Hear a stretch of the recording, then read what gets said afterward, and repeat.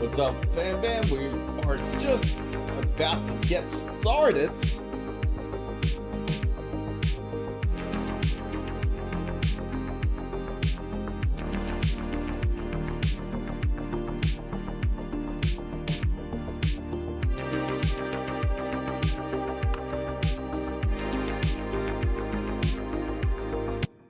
What's up, fam bam? What's up, guys? This is Chris Mizo here. And of course, we got to talk about when it comes to NVIDIA's pricing, because it's funny. Actually, somebody just came into Discord and just mentioned about the whole RTX 6000 series, that they actually bought it for a good time.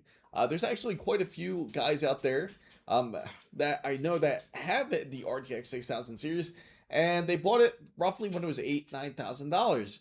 Now you're looking at higher prices for a RTX 6000. Now it's pushing up as high as up to 16,000. And of course, there's different grades when it comes to that level. But of course, this is more or so for the professionals out there. Not everyone's going to go after that. There's going to be more people interested in getting the RTX 50 series cards. What's up, Steve? Great to see you in here. But I do have to say, it's a bit of a surprise that it came this early. I did notice something very interesting, I gotta say, especially after today. If you guys follow the stock market at all, if you guys paid attention to Micron or any of the really true AI companies out there, you noticed that there was a huge, there was a lot of positive reaction. Let's call it that. Positive reaction on the whole AI phase. So it doesn't seem like it's going to, it still seems that they're in this bubble. They believe that this whole AI is still going to continuously grow. Even though that there hasn't been any real profit just quite yet, not from the whole AI sector. As we actually talked about it last week, about how AI hasn't really been truly making any revenue.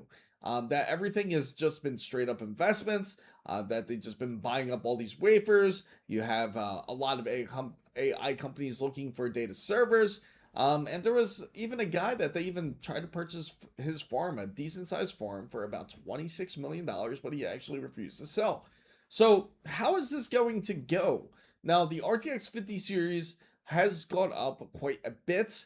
As mentioned, that NVIDIA has been pushing pricing to about 20 to 30% higher. Now, if you guys paid attention to QuakeCon, they have been mentioning about this, about how they actually charge MSRP, and how could that be possible, especially for a Founders Edition RTX 5090. So Steve says, I thought one of my 4TB NVMe drives was done but Windows fixed it. Sad to say, Linux did not. Oh, okay. So you had a problem with your drive. Hopefully, and it seems that we have more and more people interested into Linux. I am happy to hear that. Hopefully, we have a lot of newcomers that are coming from the console side willing to join over. So let's go over here to the browser, as I do want to share with you. And here is the article by WCCF Tech, how they've also brought it up here. And you can see that they're charging about $16,000 for the card. If you guys don't know, originally it was about $8,000 to $9,000, depending on which card you get. They have multiple levels of it. They have the standard RTX Pro 6000 Blackwell, and then they also have a Max Q, which is practically like one of their top tier type of RTX 6000s. But where does it really leave like RTX 5060 Ti's or RTX 5070s or RTX 5080s? Unfortunately, the pricing has been pushing higher and higher. As we take a look at the RTX 5070s, it seems that the pricing has even affected a 5070, which is a bit surprising. I thought it would affect more. What's up, Martin? Glad to see you. What's up, Tinfoil? Man, you guys are here just in time, right when we need to download some RAM. So remember, if you need to download some RAM, just go to download more RAM. It's actually a website if you need to borrow some RAM from the wonderful cloud. Show you how easy it is. I think it's just a download right here. Download more RAM. You just simply go to here, download the RAM now, and we're going to be pretty much good to go. I think this show is going to require at least 1 terabyte of RAM. So let's go ahead and get started here with 1 terabyte. And if you guys are curious, it is time. We have not even, yeah, not even the, oh man. Yeah, that's a shame. That is a shame. It is absolutely free. Yes. That is the website for those who are interested on downloading some more RAM. That simple. Hey, there's a lot of great reviews out there. You have you have excellent reviews on this. I'm telling you, it'll take you onto a whole different level. If your boss requires more data, just show him this and he will be proud. In fact, you'll get promoted. All right, so let's go back over here to the RTX 5070, guys, as this was a bit of a surprise, as you can see just how expensive it is. Now, this is going to be a mix of the RTX 5070 Ti and the RTX 5070 because I don't have the filters just quite set yet. But if we do set the filters here, and we just strictly set it to the RTX 5070, you can get a good indication of how it's looking for pricing wise. So you can start to see that as we mentioned a bit earlier about how ASUS, once they push up their pricing, they kind of signal everybody else like, hey, we're going to start raising our prices. You guys might as well just follow up and do the same thing. It seems that Gigabyte has kind of followed up a little bit. As you can see, the prices go up slightly. Same thing with MSI. You can see the prices pushed up as high as $850 for a RTX 5070. Now, this is their MSI Trio Gaming. So Bob says, I hate to say it, but let's keep the RAM shortage going. The longer we can't afford RAM, the more developers, including Microsoft, with Windows, will need to optimize. Isn't that pretty funny how the tables turn? What's up, NLNS? I should just call you Annie. What's up, Annie? Yeah, so I'm glad you remembered, but it's sad because you missed one of the most important factors here. You missed when I downloaded 1 terabyte of RAM. Very important to know. That's very high just to play one game. Exactly. Yeah, guys, be like tinfoil. Just get a RX 9060, RX 9070. Just get a AMD GPU. It will do you wonders. And I can't stop recommending this card enough because it's something that goes way below the radar and you don't want to pay more than, well, what it's valued at. I mean, AMD has also pushed up their pricing as it is, but it's not nearly as bad as NVIDIA currently. So, wow, the 9070 XT just went up to $800. Yes, and that's for the Reaper. I just barely made that cutoff. At those prices, I want it. Yeah, a lot of people want it. They're starting to question their decisions, and I get it. At this rate, my games test bench is going to have 4 or 8 gigabytes of RAM, and you can't run Windows games on that. Absolutely, it would be it would be pretty tough. And speaking of which, actually, speaking of the whole RAM debacle, I don't know if you guys got to see this or not. Hey, done. After downloading my RAM, my computer. Wonderful. I'm glad to hear that. And you heard that Windows sounds. It sounds like Windows is happy with you too. So I love the 9060 XT. I bought it as a pleasure to play Silent Hill 2 Remake with it. And, well, I was impressed. I'm glad you were. I mean, it is an amazing card. It's something that is well underrated. The 9660 XT, I gotta say, is quite phenomenal. I mean, testing it wise on a 1440p display, and this is an ultra wide, it actually played really well. I played titles such as Ninja Gaiden 4. I got to play a little bit of Black Myth Wukong, and it played excellent. And this is based on the Steam OS build. In fact, this is something that I'm going to have to do. Is I'm going to run a few benchmarks on the 9060 XT build. That is pretty much the Steam Machine build to see what type of numbers that we get. So for anybody that truly does need to build a PC, you do have options, and I highly recommend, just like most people in here that have AMD cards, they can pretty much say the same thing. Now, there are going to be some exceptions if you truly need an NVIDIA card. And those, what's up, Z-Man? Great to see you. Those exceptions are going to be if you are mostly into things like Blender, or you're more of a, say, video editor, or more into something that you're going to take advantage of the CUDA cores. And that's something NVIDIA has that AMD just hasn't quite have.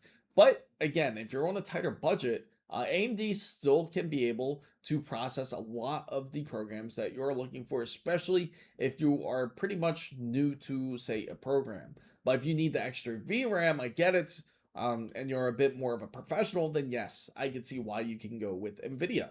Because even the pricing, again, the RTX 5070 is pushing as high. The lowest one right now, it seems like, is the $809 one. Let's see if there's any that has been saved, because earlier when we actually looked, we'll look on Micro Center too, just in case. But earlier when we looked up at Micro Center, the lowest that we possibly found a RX 90, not RX, but a RTX 5070 was roughly about like 650, I would say, maybe 670 at the lowest point. And for NVIDIA, it seems right now, the lowest point they have is Gigabyte's WindForce. Excellent card. WindForce is actually one of the more silent cards, I gotta say. But $800 is pretty steep for a RTX 5070, which only has, again, 12 gigabytes compared to something where you can get something that's a bit more hefty, like the RX 9070 XT, where you have more of the 16 gigabyte VRAM. Now, I do have to say this.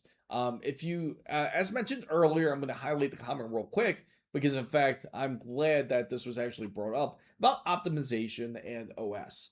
And the reason why I have to say this is because Windows just had recently admitted, saying that you do not need a minimum of really 16 gigabytes to run a Microsoft system comfortably, Windows 11. In fact, you can run as low as 8 gigabytes on a Microsoft Windows 11 system. But I find that to be completely false, because there has been cases where, in fact, the Microsoft, if you are using Microsoft Windows 11, you might want to shut off the weather app. Believe it or not, the weather app is actually quite invasive to your system. It actually takes up as much RAM as Linux does, which is insane. So it takes up like 2 to 3 gigabytes if you are using the weather app. So Bob said, did you hear about NVIDIA? Yes, I did. That they are apparently trying to re-release the 3060s. Apparently, it retains the same original MSRP it has originally. Yeah, see?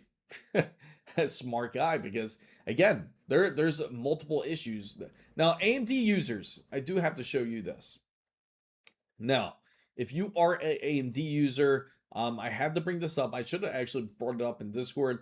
There is a concern right now with the TPM vulnerabilities, so you want to make sure to have your TPM on set correctly. Now, AMD says the affected firmware TPM implementations could potentially expose your TPM protected data or allow falsified attestation keys, but exploitation requires local access with elevated privileges. So meaning that as long as if there aren't other people using your PC that you don't want to touch your PC, that your keys won't be practically leaked. But of course, what can happen is if those keys are exposed, that leaves your system quite vulnerable to, of course, attacks, and that's something you want to avoid. Luckily, most of us have our PCs at home, but if you have some sort of enterprise, you want to make sure to be careful of this.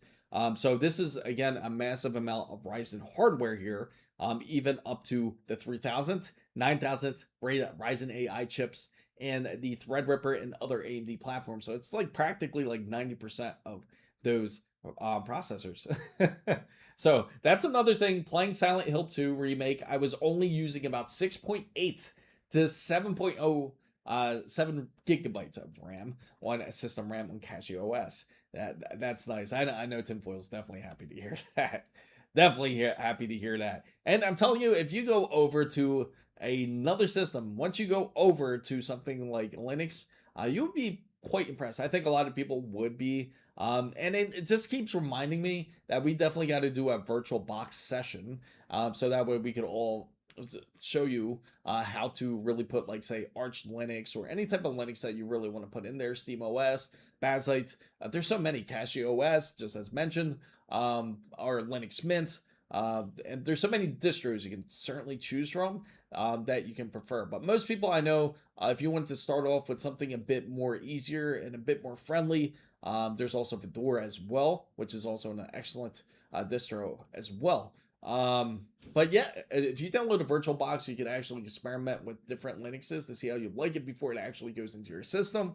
So you don't have to worry about wondering why the hell you installed Linux when you're completely lost in the sauce. So AMD actually delivered many of the firmware mitigations back in May. So they obviously tried to fix this. This is actually, I do remember that because this is actually where there was updates for the BIOS because of this. So also, for anybody that is concerned about this issue, make sure to check your manufacturer's BIOS, such as ASUS, Gigabytes, or MSI, or ASRock, or any of the manufacturers, to make sure that they have a BIOS up to date.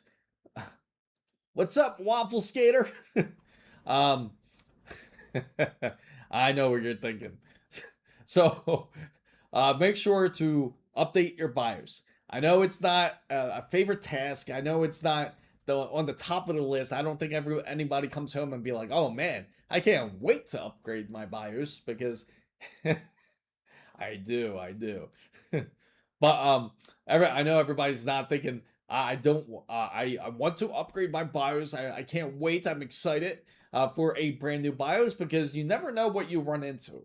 But just to let you know, there are new BIOSes available for multiple motherboards out there. So just make sure to check the manufacturer's website in order to do so. I did post a link here in order for anybody that wants to get a bit more more information on it. I'll share it with you guys. This is a public bulletin that is posted by AMD, so feel free to check it out if you want to make sure that your PC is perfectly safe from any type of vulnerabilities. So most distros use a live USB ISO, so you can try it without putting it. That is true, actually.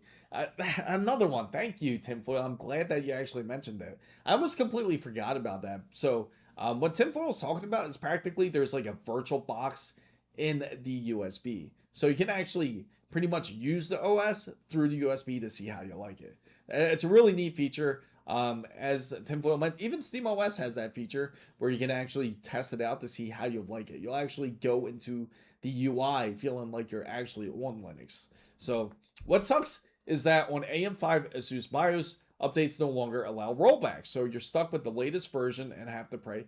Yeah, it's a it's a little bit tougher on some of the motherboards.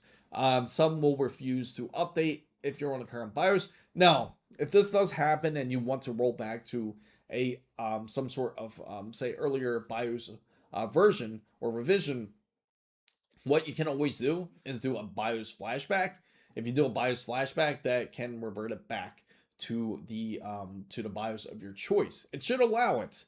Um, Now I can say if you try to do it through say USB, you just do it through the regular USB program through what's it called? The USB, slipping my mind, but the Easy Flash utility. If you try to go through the Easy Flash utility and flash an older BIOS, it typically will deny you, saying that you already have the latest BIOS, will say, or the newest BIOS. It says something like that. So if you want to flash a older BIOS, you want to revert it back into the actual BIOS flashback, where you just plug it into the back. Most motherboards certainly has this feature. So if the BIOS is not working correctly, make sure to do so. And before anybody does flash the BIOS, it's a fair reminder to let you know if you have any settings adjusted. I'm talking about other than Expo. You have some, say, if you have a AMD CPU and you have, say, PBO enabled, you have curve optimizer where it's adjusted, you have it undervolted. Make sure to save your profile on your PC, on your BIOS, onto the USB, so that way you don't lose that information just in case. Because when you flash a new BIOS, everything will kind of reset to factory defaults, or the factory default for your motherboard. So who came first, AMD or Intel? Intel pretty much, I believe, is the first one, because what Intel originally came out with was the whole 32 system, the 32-bit system. AMD actually came out with the 64-bit system, and then Intel actually borrowed off the 64-bit system and also improved on the technology. But yeah, so Intel was like pretty much like the first ones around. AMD pretty much came after. But they were always like back and forth. You had Intel that was really good at one point. Like Intel was always the best. You would go to Intel. And then AMD eventually came out and seemed like it was more of the budget processor at the time. But then eventually AMD actually started catching up with their technologies, especially when it came to AMD Athlon. And AMD Athlon was like a really good competitor against Intel's hyper-threading at the time, was like a big thing in comparison. So, but then Intel ended up winning over that specific race because then AMD started to kind of go into like the Phantom. I think it was called the Phantom, pretty much their processors in that series, and it seemed like it was falling off.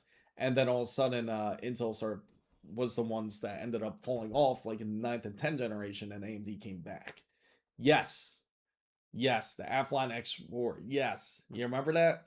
That it was an excellent processor. I still miss it. I kind of wish that I had kept my first PC build. I don't know what I was thinking when I sold it. I get it. I wanted to do a new PC build. I wanted to reap my losses for that PC build. And but I mean, it's pretty funny too because when I first sold it, I guess it contained more. How do I say? More nostalgia because right before I sold it, I felt like I priced it at a right point. Because when I first built this PC, it was roughly probably like it costed me like $1,500 or $1,600. So it was like high end. It was like a top end build when I built it. And $1,600 back in 2000, I think it was 2004. It was like top end, the best you can get for a PC.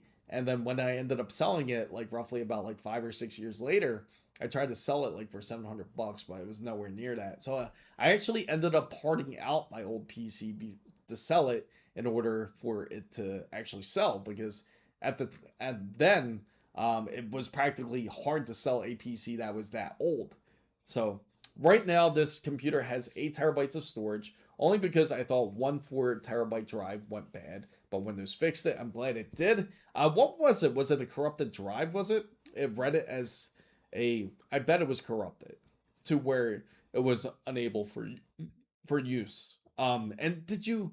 The other thing you can do too is like you can go through the terminal.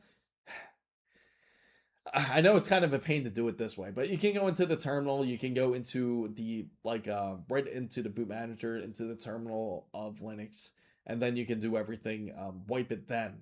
And you can just kind of put in the different commands in order for you to actually clean out the drive, and then reinstall Linux that way. But sometimes I get what you're saying. That's definitely an easier method, just going through Windows, because Windows you can actually go through.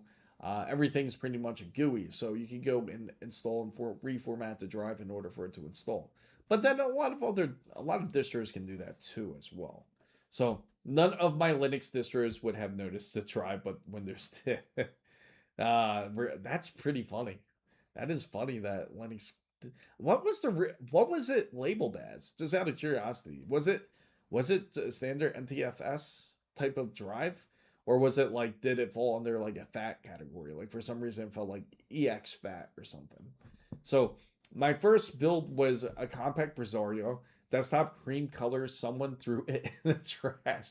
Oh man. And that's how they started painting it black. Laugh out loud. DDR1 or DDR2. And I gotta say, like when I was first learning to build a PC, I feel so bad for the family computer because I put that through so much because it was a lot of money. And it was a Sony Vio system. And let me see if I can find it actually. You guys might remember this system. So if anybody has any questions, you can definitely feel free to ask. This is an open forum, so you can definitely ask questions if you have PC build questions or if you're curious about the GPU pricing. Let me know because I would love to hear you guys, especially on the topic of the rising costs when it comes to GPUs. There's definitely a lot of concerns. Let me see. I can't remember the exact model number, so I got to look through here in order to find it. Actually, it was this one. It was actually this PC. Do you guys remember this? This was actually my first like PC that I had, for which was like the family PC that we had. EX4 from boot. Holy moly! Forgotten. Yes.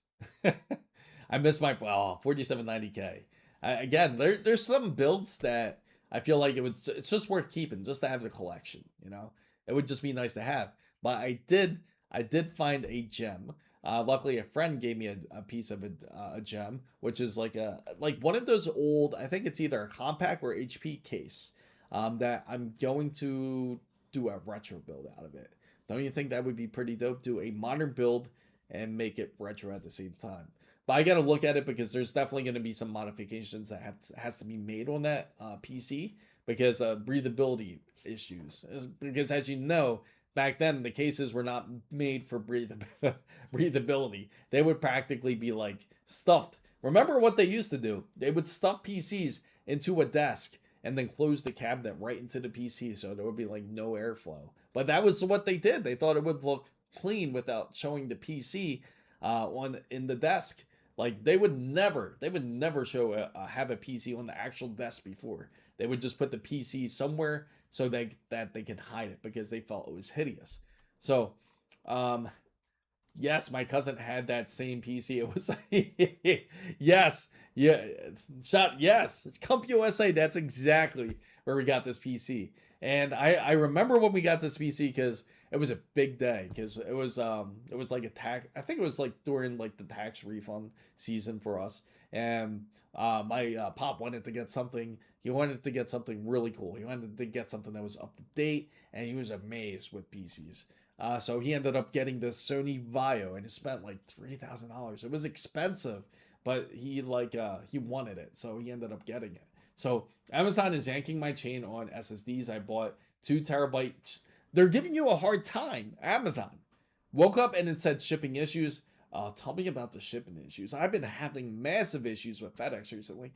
So gave me a day and I want to order, but before it went to automatically cancel. So now I'm waiting for an email when they have a estimated delivery date. So so hard. I know. Yeah, they better give you a new drive, man. Grub allows copy and paste. That's why drive to drive. That's why I use it.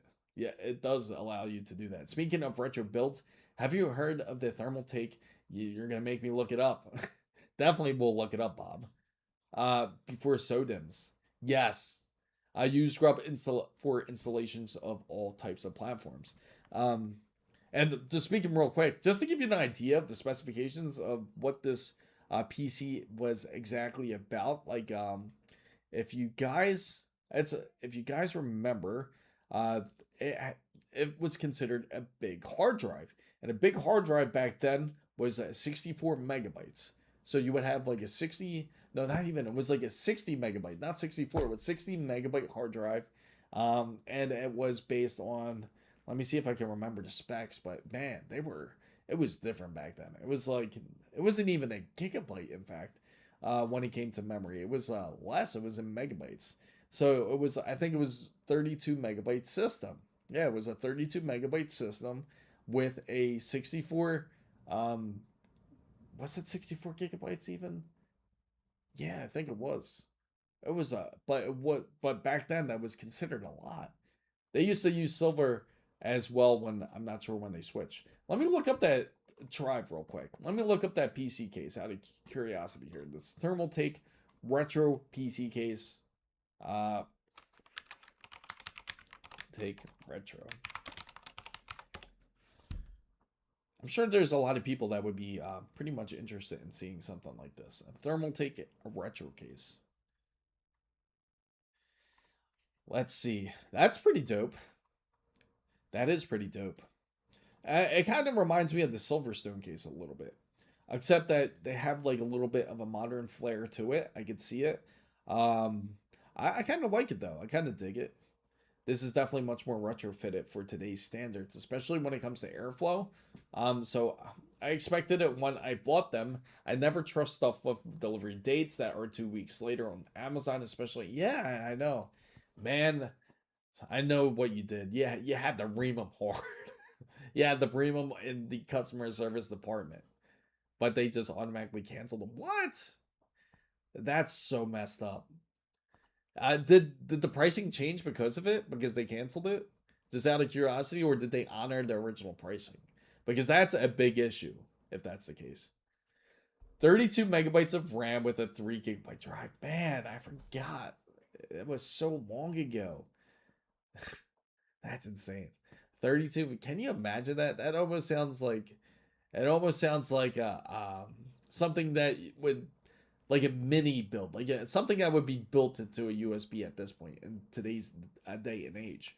But the thermal take cases are really nice. Like I do like them. They're a bit more retro.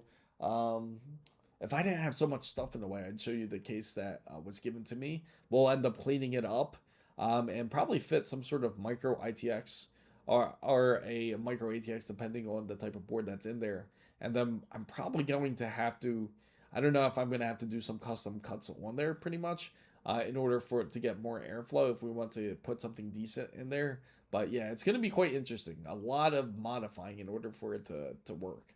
So I remember paying $120 for a Intel 40 gigabyte SATA SSD back in and that was a big deal getting the SATA SSDs because the reason being is because you didn't have to use that large IDE cable anymore because that was the big thing. You would use an IDE cable to plug in drives. So you would plug in your hard drives through this large IDE cable, which was annoying. And when SATA came out, it was like a large game changer, especially SSD, because it was so tiny compared to a hard drive. And it was so light and not noisy. What's up, Wasabi? Welcome in. So for heads up, guys, I might be doing some sort of gaming stream maybe tomorrow or Friday, just to give you guys a heads up. And when I do, remember it's going to be exclusively on Twitch, guys. So make sure to tune in on Twitch for the gaming streams. So what's up? I'm doing great. Hopefully you had a great hump day so far. I was on SCSI. I'd use for yeah. Yes. That was it was a wonderful technology at the time. Unfortunately, I can't relate into the IDE generation. I used computers back then, but I didn't start disassembling PCs until SATA was standardized. Oh, okay. I gotta say, it was a very interesting time. Definitely an interesting time. Laugh out loud. Actually, just looked. It was the same drive, except it was the beginning of March, and it was $193. Oh yeah, no shots. I'm getting these SSDs for 150. Probably gonna sick my mom. That. Yeah, you might as well. You might as well throw the whole book at them. At this point, have it. Well, instead, everybody's gonna email. Everybody's gonna bother Amazon and say like, you can't mess with our boy Waffle Skater here. You better give him his SSDs. And then you're gonna be like, who are all these people trying to contact Amazon for these SSDs? But that would be lit. I remember 10 and 20 megabyte processors in 8-bit systems. Yes, and it's crazy, right? Just got home from the gym, and I'm slowly getting back where I once was. Did triple digits seat of deadlifts. Oh wow, nice, nice. Yeah, you're getting right back into it. I'm glad that you are because man, I know once you leave the gym for so long, it's oh wonderful. That's my SSD. Let me take that out. So that's why we're here in Windows Act Up. You gotta love it. But yeah, I'm glad you're getting your deadlifts back. For anybody that's going into the gym, remember it's never too late to go to the gym. It's always good for you. Make sure to take care of your health. It's very important. Just at least go at least for 10 to 20 minutes a day at the minimum. So my friend wants your opinion on buying a NAS for a media. Should he buy now or wait? Okay, so what NAS is, just to inform everybody, if you're unfamiliar with what NAS is, it's a network attached system. It's based on hard drives. Yes, you might say, oh, why not use SSDs? It's so much quicker. But on a network attached system, it honestly doesn't matter much because again, it's like pretty much like a cloud. You're building your own cloud. So to actually get to the media, I think it's actually not too bad of a time to actually get the hard drives. Yes, the pricing is higher than it originally was, definitely higher than what it was a year ago. But I can say it's a bit more stagnant. when it comes to the whole hard drive side. So getting some drives for his NAS system is actually not too bad of a time. In fact, we could actually look at some. So if anybody is interested in it, like building their own cloud, this is one way to do it. It's like pretty much like building a PC, but you're just doing it with multiple drives. So go to the gym or work for a roof. Yes, try working for a roofing company in a place like Florida. What games are, what game or games are will you be playing? More than likely, it'll probably be like Battlefield 6. Probably mostly focused on that. Probably first person shooter, maybe Hell Let Loose, because I think that game just actually recently released. We'll take a look at that. So, I'm actually pretty excited to play. It looks like it's really good. He wants a total of 20 terabytes minimum in a dual bay. Okay. I mean, if that's the case, it can easily be done. Let's take a look at the pricing for it. Some NAS. So you're going to go under here, and you're going to definitely go under, let's go under storage devices, and we're going to go for desktop internal hard drives. And what we want, I'm assuming it's not going to be based on a RAID system. So if he's just running it just like a regular NAS system, let me see. Red pluses are good. Seagates are not too bad. I know some people get sketched out about them, but they're not too bad of a selection. So if he wants 20 terabytes, let's take a look. 20 terabytes at the minimum. Let's see, 670 for this. Let's go by lowest price and see what they have available. Look at prices. 5070 Ti's. 5070 Ti's are rough. At Tony Haymonkits became a member. Thank you for joining the roundtable, Tony. I bought Grand Theft Auto 5 and I was trying to download it on my old PC. Not enough space. And then I'm like, more than 10 gigabytes. Then I looked at it again and said 100 gigabytes. Yes, it's quite massive actually. It's because of the online, really. The online is quite incredible. And I gotta say that it's quite controversial about this whole GTA 6 and Netflix and how I swear this is their way of trying to draw people into the cloud. I have a really good feeling that Rockstar Take-Two Interactive is going to announce that you can play GTA 6 eventually on Netflix. Watch that. There has to be some sort of reason why they're doing it. 6 drive bays with 20 terabyte drives. That is what I will want in my. Yeah, I think a lot of people would. That would be wonderful. What's up, Brock? Great to see you. So they have a used one.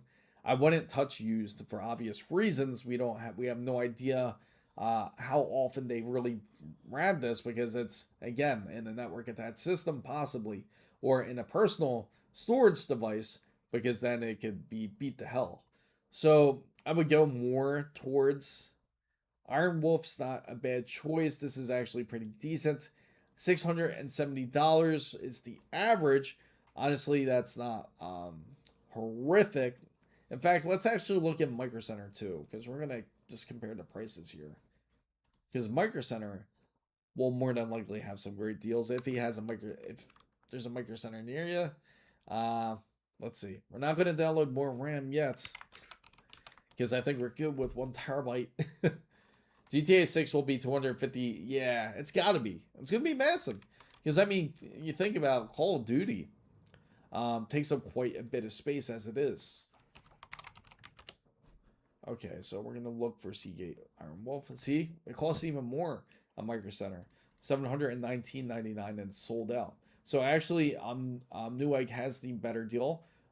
So he can definitely get it here. That, again, he's gonna be, if he has up to 6 of them, it's gonna cost him $670 6 times. Are we seeing the RAM prices trending down? Not quite. It hasn't really adjusted. In fact, we're starting to actually see price increasing starting to happen more than anything, especially when it comes to the GPU space. The first indication that RAM pricing, if it started dropping, GPUs wouldn't be as affected. So if we take a look here, like if we take a look at RAM, we're going to look at Micro Center because typically they definitely have some RAM where you can get it for more of the cheaper price. So we go to DDR5. And now a single stick costs you a 226 compared. So it went up slightly there. It went up because originally they were charging 219 for that. 450 for CL36. And yeah, it's still holding for the 64 gigabytes at CL30 at 1500. That hasn't changed. The Crucial Pros holding it around roughly at 400. So mostly it's been holding at the same price more than anything. 2 terabyte hard drive for 200. What? That doesn't make any sense. Who would buy a 2 terabyte hard drive for 219? I'm holding on to 16 gigabytes of DDR4, debating whether to sell or build a test bench with it. I mean, it would be a fun project if you go ahead and do a test bench. So I'm going to throw a poll out here just to get everyone's opinion because I am curious to know what you guys think of this. And it's going to be, do you think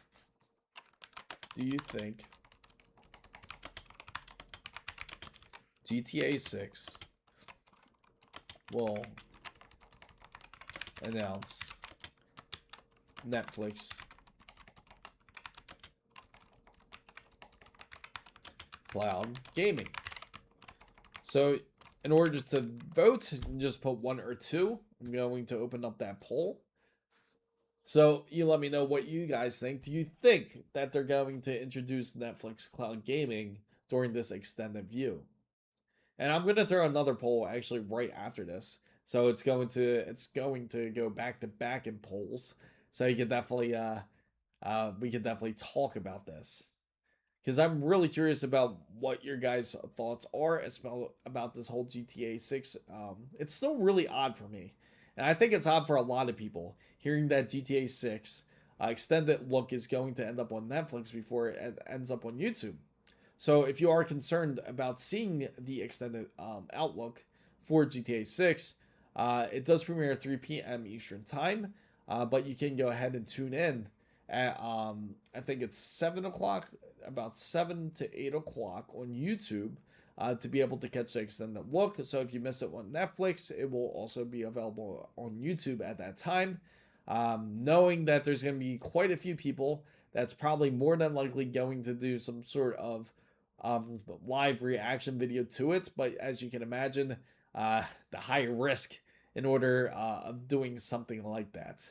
So I will definitely ask the question after, and you let me know what you guys think. Do you feel that GTA 6, or I should really say Take-Two Interactive, is going to announce some sort of cloud gaming? So in order to vote, you just put 1 or 2. And what Strauss has said, which is the owner of Take-Two Interactive, he has also mentioned that this is going to be based on a this is going to be more based as a appetizer. This is just the hors d'oeuvres, as he describes it, the hors d'oeuvres of what is this to actually see on GTA 6.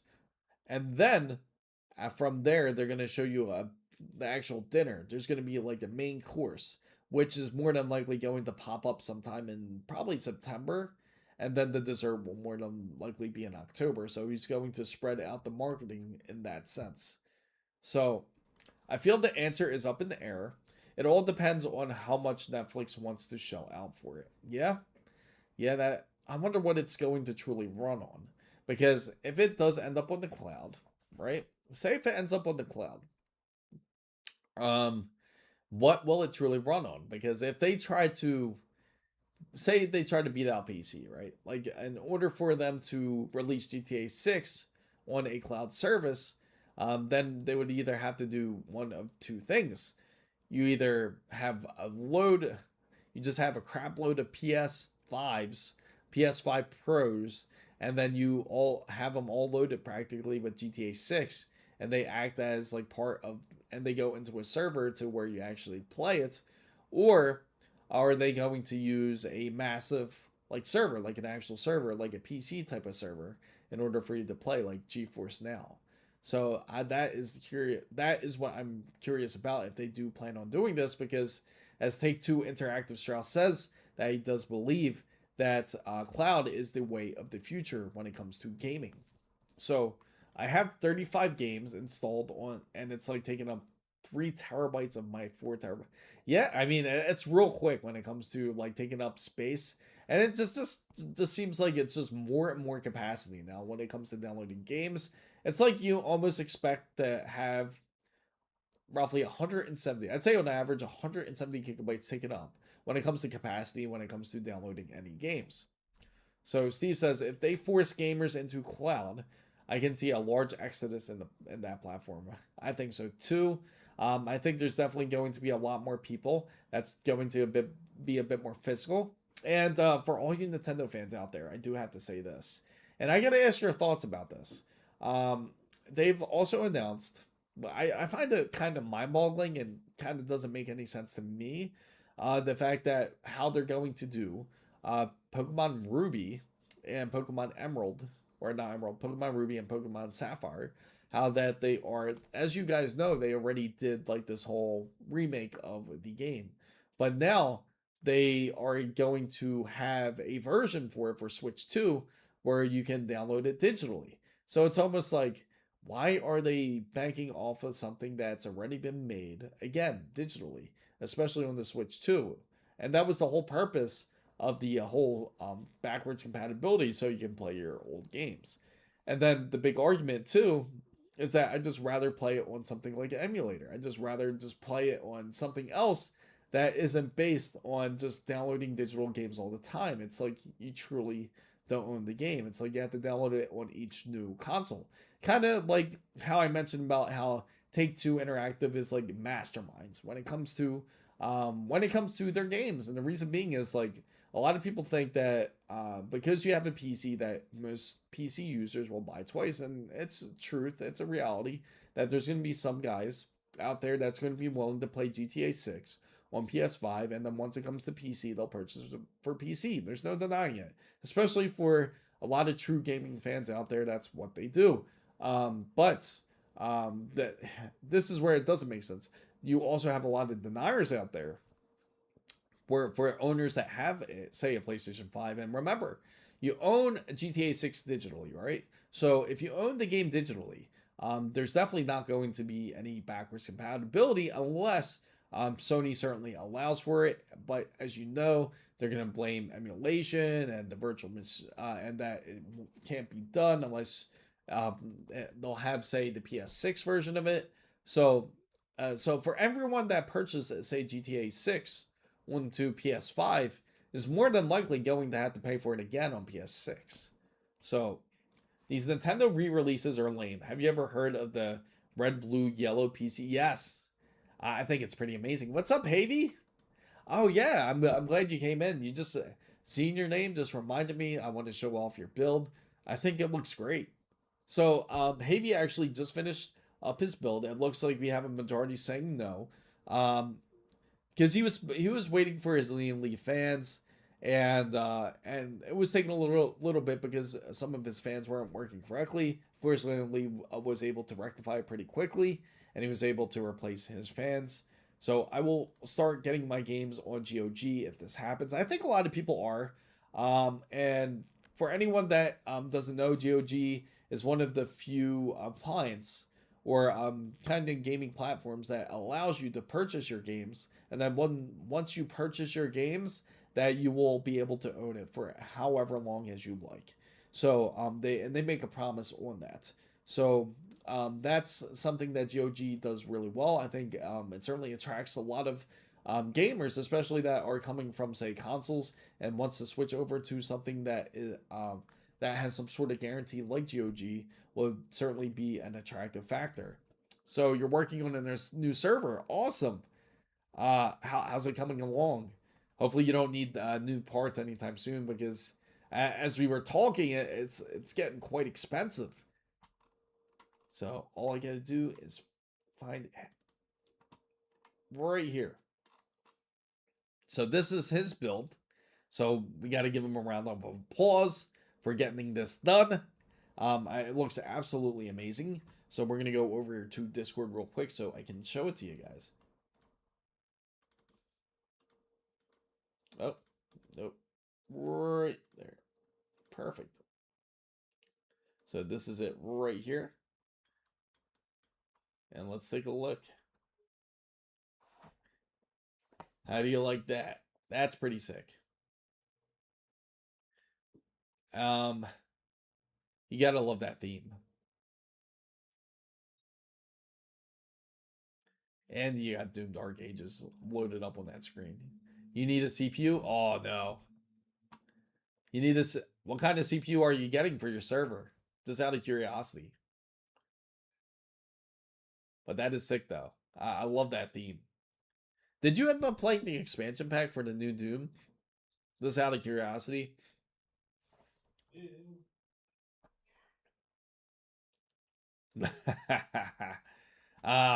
Nothing but love. You gotta love it. When I buy games on GOG, they always ask to donate to help keep old games preserved. I always give, oh, that's wonderful. That's nice that you do that. Not, I get why some people don't want to spend more than they have to, but I feel like that's definitely a cause worth saving, especially if you truly believe in saving the gaming industry in that sense. Because at this point, I think many people out there, we pretty much all came to agreement that if it got to that point to where that you have truly no control over your digital content, your digital games, then most people would end up just reverting back to just playing their older retro games. Because there's a lot of games out there that we haven't played. We have to admit it. I mean, a perfect example is look at our Steam libraries. We have so many games on there that we probably haven't touched, like probably at least like 40-50% of it, maybe even more. So that's solid. Nice. At least 12 core. Okay. At least a 12 core CPU. And what motherboard are you running on it currently? Is it what type? Or is it this going? Or is this the NAS guy? Is this actually the NAS guy? Out of curiosity. If you are, then I would assume you're looking for, if it's NAS, it's best to go for power efficiency. You want to get the lowest cores possible, like a Intel Celeron or something, or like even like a AMD, like even like the low powered AMDs. Thanks, Chris, for yeah. I'm glad you loved it. I'm glad you loved it, Avy. Virtual machine server. Okay, I got you. So it's more of a terminal that you're running off of. It's going to run for a terminal, the server. And are you just running it off of just a single terminal or multiple terminals?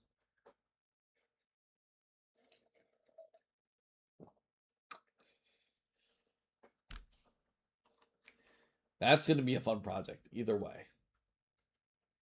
Especially at this time of crisis, man. But for anybody that's curious about the whole case when it comes to cost, when it comes to graphics cards, whether if it's a good time to buy, I mean it still is. Technically, it's still a good time to buy GPUs. It could actually get much worse. Speaking of which, where I will kind of segue into the whole kind of the stock talks. Once again, this isn't going to be investment channel, but it's going to be related on the facts when it comes to pricing and when it comes to the whole GPU market. It's remote through Fusion. Oh, okay. I gotcha. So what I'm gonna do here is I'm gonna show you exactly what happened. So we're gonna look up MU on trading view.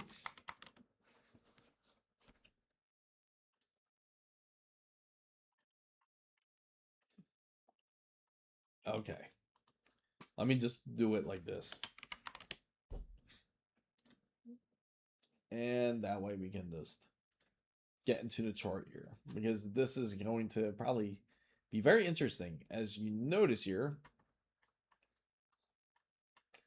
for the longest time, as you notice, there is a large pop when it came, especially after AI. And this is roughly about April of 2026. That's when there was kind of like indicators where that AI was starting to really build their momentum, right? So this happened just a few months ago. So and let me rewind back even further back. Let's go back even to, we're gonna go for 1 year, just to give you an idea. So 1 year ago, roughly before the whole AI factor, you have MU, which is roughly, oh, let me scroll this down.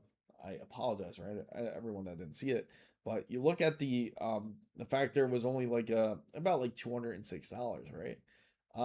And then of course, once AI got into the talk, there was more interest in it.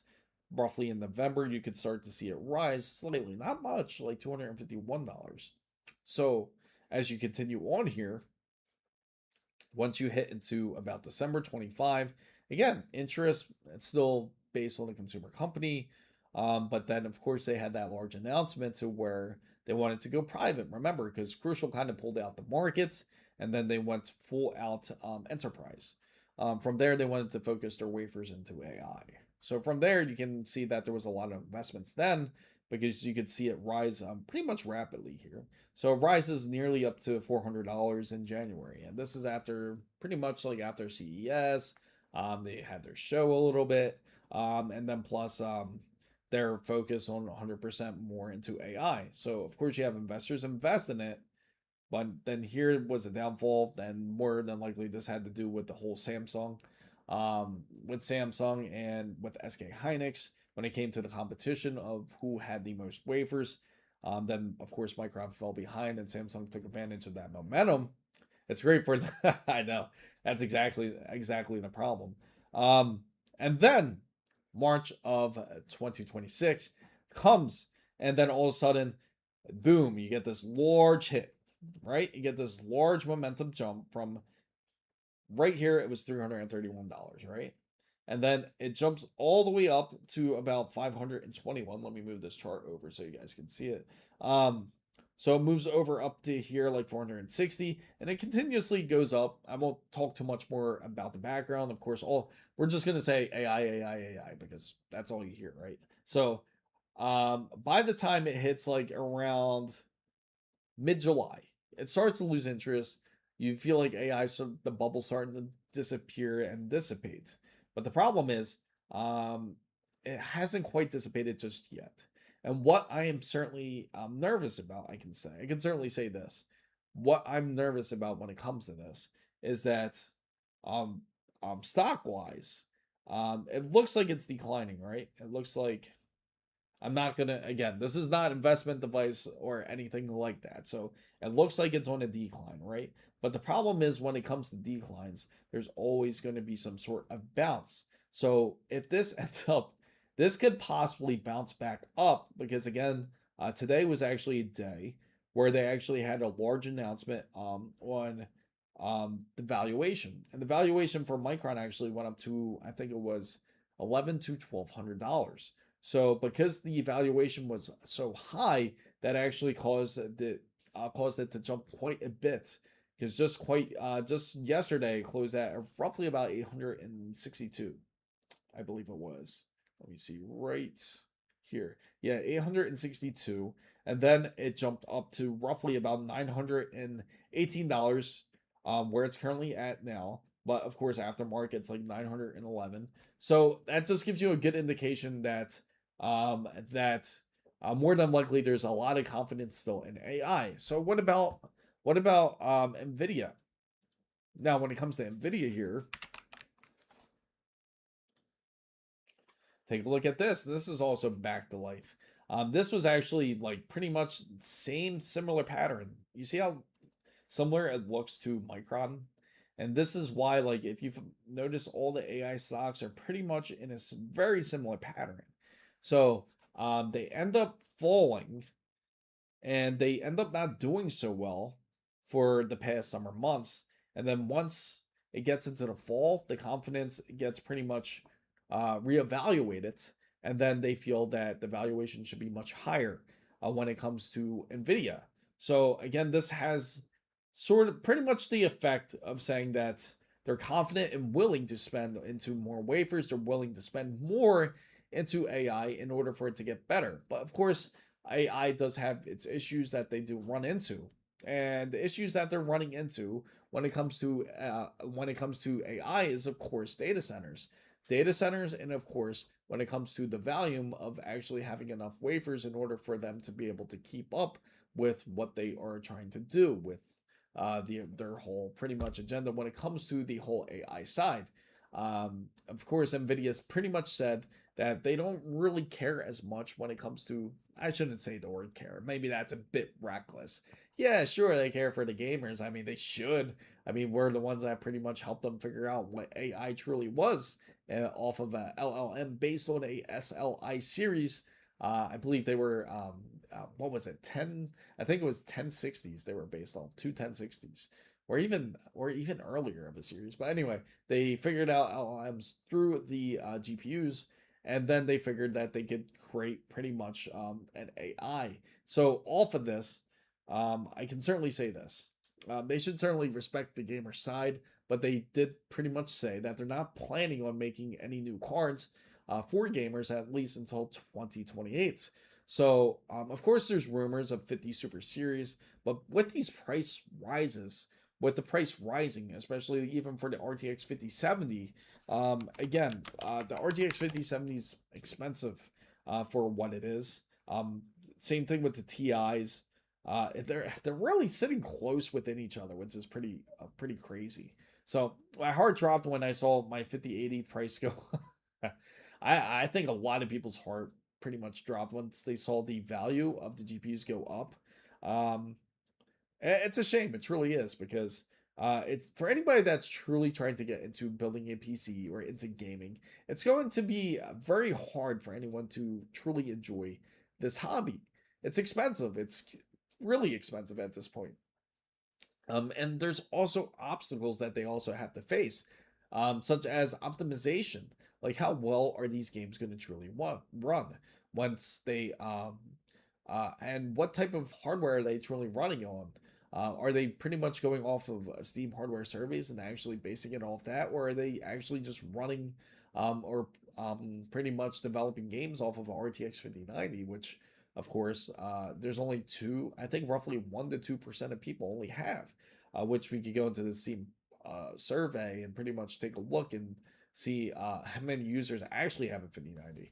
So I'm wondering if I'll be able to afford my setup for November. I had it all budgeted out, but things are getting too bad now. And again, this is not even into quarter three. So quarter three of 2026 could potentially be worse because I mean the cards have gone up slightly in price. And I mean like I know it's up like $100 to $200, but remember they said 20 to 30%, which could be a much higher value compared to what they actually offered. So if a $700 card goes up to $900, that's slightly about like 20%. So if they push up to even up to 30%, you're looking up even higher, maybe touching even $1,000, which is insane. So NVIDIA has more features, but buy AMD anymore when the difference gets this big? Absolutely. And the perfect example is this. I'm going to show you guys this. So we're going to look at more of an equivalent of what AMD has, like the RX 9070 XT. Now, if we are looking at something like a RTX 5070 Ti, let's see. Let's take a look at the RTX 5070 Ti here. We're going to make sure we look strictly from Newegg because you're going to also have to be careful in Newegg just in case if there's any type of resellers or anything like that. So now let's look for the lowest price. Hopefully there's still some life. They have refurbished. Okay, so the lowest card that they currently have is the MSI Ventus GeForce RTX 5070 Ti. It's roughly about $1,030. So you're still going to have to pay 4 digits for a GPU. That's a 5070 Ti. Um, Not badly priced. And this isn't refurbished. This is actually a pretty decent deal for the card. Same thing with the RTX 5070 Ti, which is based on this one's the gaming trio. So it seems MSI certainly has the lower end when it comes to the pricing. And then it goes into Gigabyte, which is $1,100 for their card. The 5060 Ti 16 gigabytes is now $800. That is hard to look at. Yeah, if you're looking at a 5060 Ti, just don't. I would just recommend going into the RX 9070 XT if that's the case.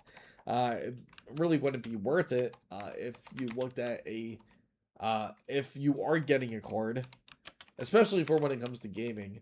The RX 9070 XT is certainly the better deal to go with. So 16 gigabytes NVIDIA cards simply don't make sense at the moment unless you need a CUDA for production or AI. Absolutely. And that's what I've been stressing about to a lot of people out there, that you can actually get a decent card and spend much less money. And the card that I just showed you, this card can pretty much go pretty much neck and neck, and especially depending on the type of games that you play, but you're spending much more or less value. I mean, you're getting more value, I should say, but you're spending less. Which is for example, the ASRock Challenger. I know a lot of people out there might be like, "Oh, it's ASRock," but I'm telling you, ASRock is a decent brand. Sure, you heard some bad stories about it, but it is a decent brand. And best off is that this is actually silent. It's not really that loud. It doesn't of a coil whine. So if you are concerned about coil whine when it comes to cards, this is certainly one of the lower choices in the spectrum. So good choice, 9070 XT or 9060 XT, absolutely. They are great choices. And what we will do, I believe this upcoming weekend, we're definitely going to run some tests in between when it comes to the RTX 5070 Ti and the RX 9070. And if you have any specific games that you would love to see, feel free to share share in the chat, because I would love to know. Make sure to join in onto the wonderful Discord if you haven't already. That's so weird. I noticed my man. Now I gotta fix that. Or did it? Oh no, they should. Okay, good. So yeah, 9070 XT, 9060 XT. They're both excellent choices if you want to go that route. Now XFX is actually really good. Now, if you haven't heard of them and you're familiar with something like you're familiar with, now the brand's slipping right off the top of my mind, EVGA. If you like EVGA, you will like XFX, because they're a very similar company to EVGA, except that they actually were the first ones to leave NVIDIA first before EVGA did. And they left NVIDIA like a while ago, a long while ago. But XFX is an excellent brand to go with if you want high quality for a GPU. ASRock, again, like as I mentioned, is decent. But Yeston is also not too bad of a card either. Power color is decent, and these are all $750, which is really hard to beat. And if you have a Micro Center near you, you can even get a better deal. Let's see, for GPU wise. No, not 5000 series, 9000 series. And let's go to lowest price. Look at this. You can get a 9060 XT Reaper, but this is the 8 gigabyte variant. And if you're looking for something that's 16 gigabytes, they have plenty of those options. Let me see. 16 gigabytes. They also have a GRE edition that's also on sale too.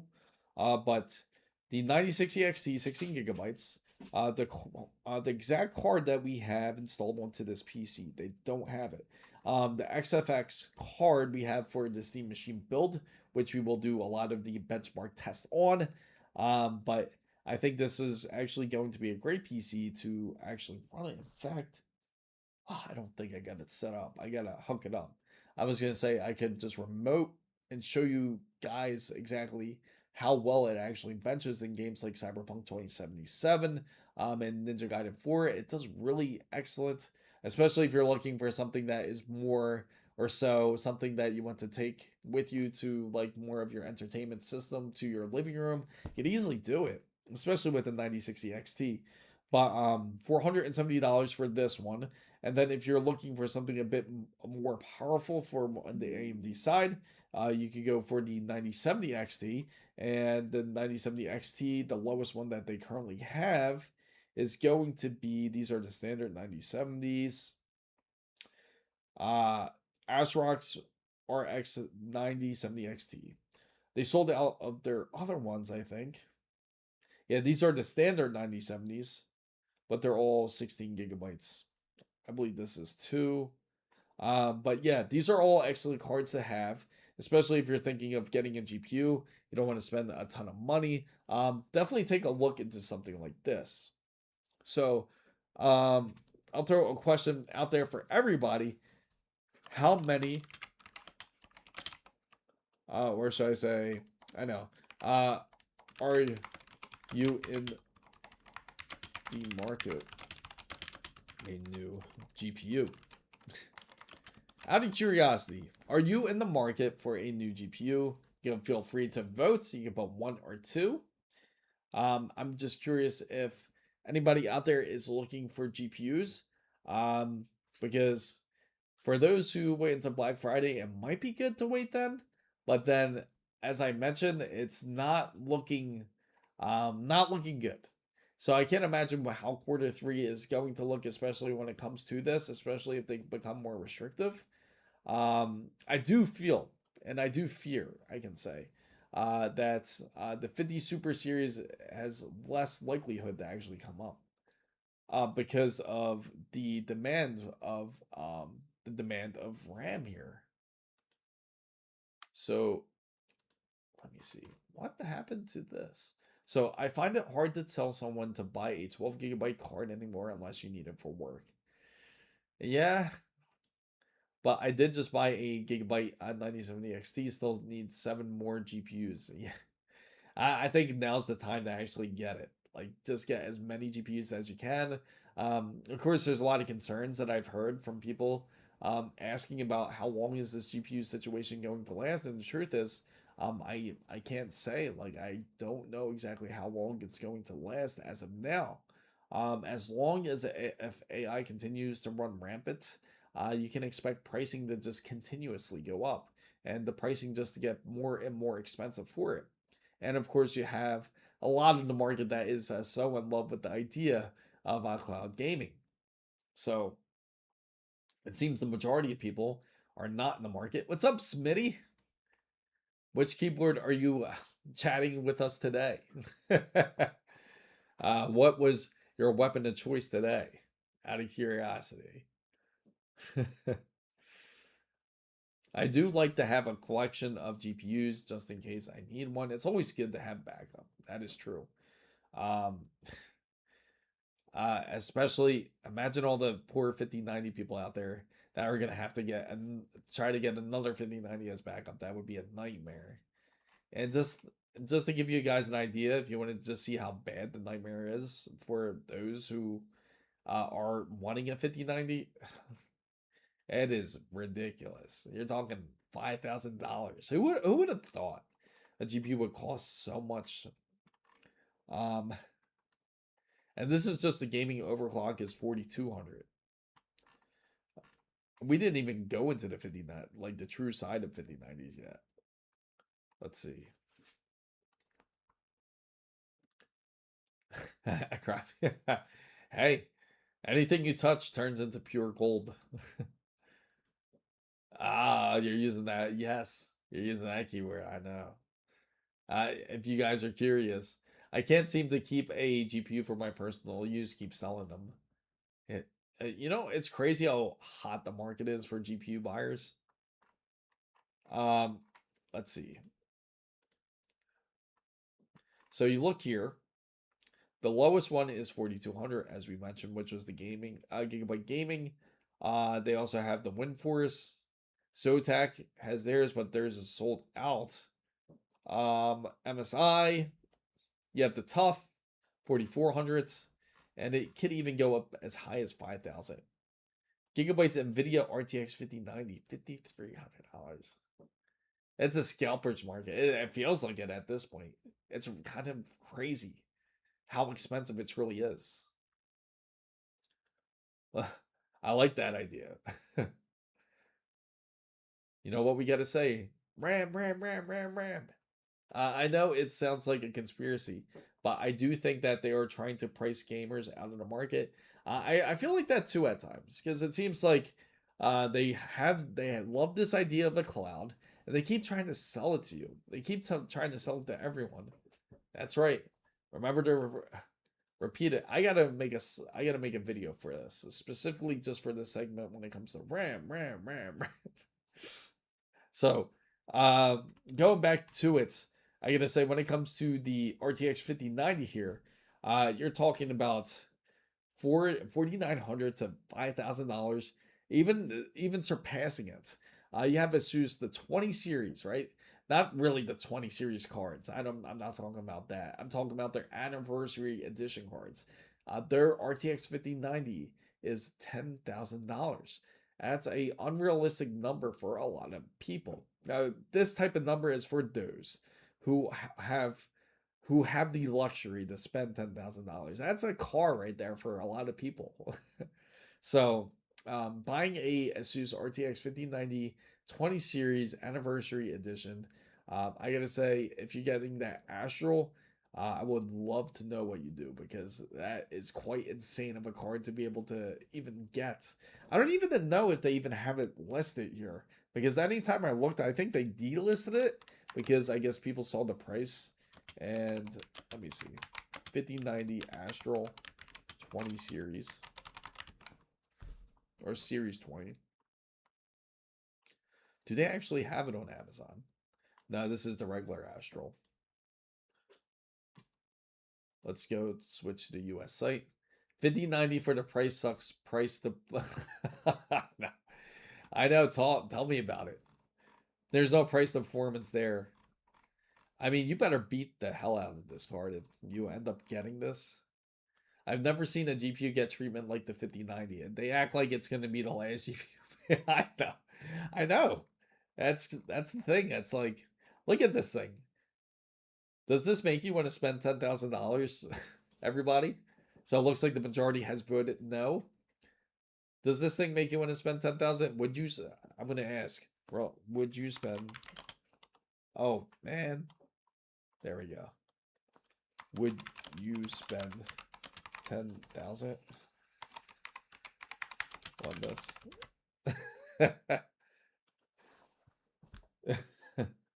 I'm just curious here. Yeah.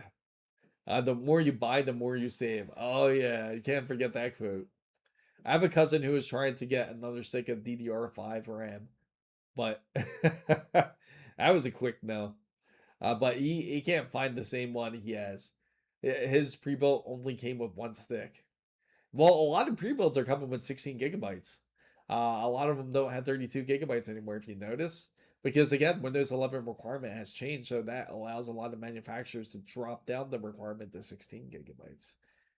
So they're saying, oh, Windows 11 has 8 gigabytes. Well, we're technically surpassing the requirement if we have 16 gigabytes. 5090 for 5,000 more, $10,000. Man, nobody wants to spend $10,000 on this card. I feel really bad for whoever thought that this card is worth it. Where do they get it? Is it really made of gold? It makes you ask questions like this because if it's $10,000, is it true? Is it 24 karat gold trimming? Is it pure gold? I got 3 5090s before the price hike.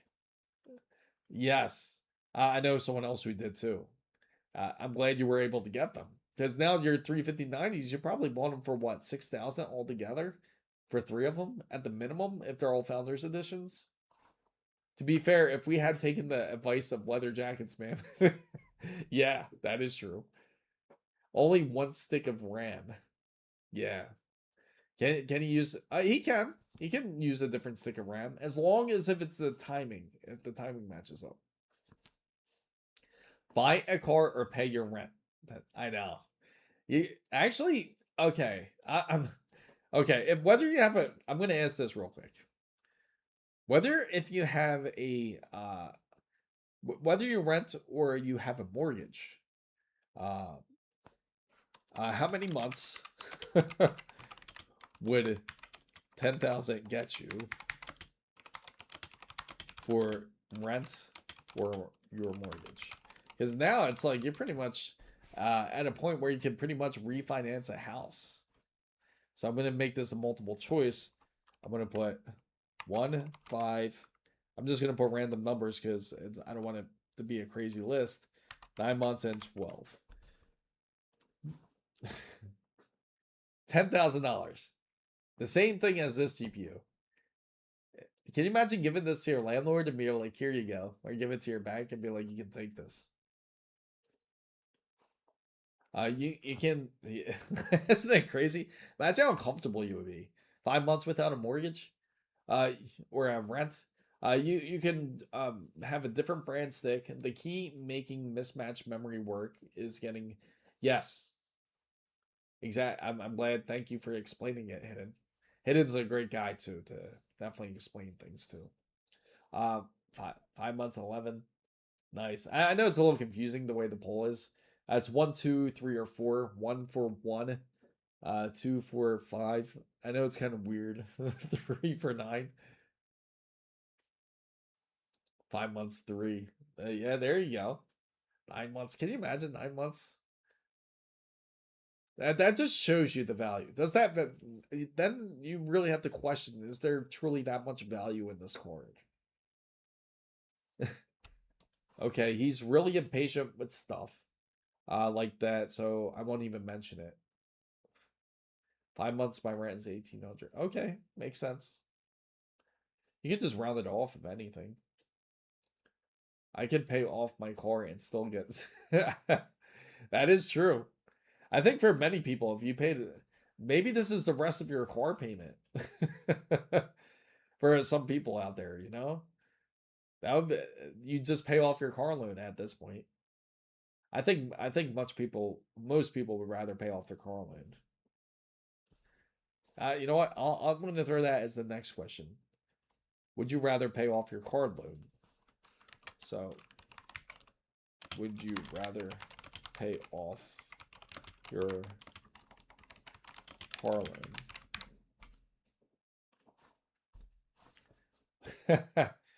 If you can pay off your car loan with this much, with 10,000, would you rather pay it off?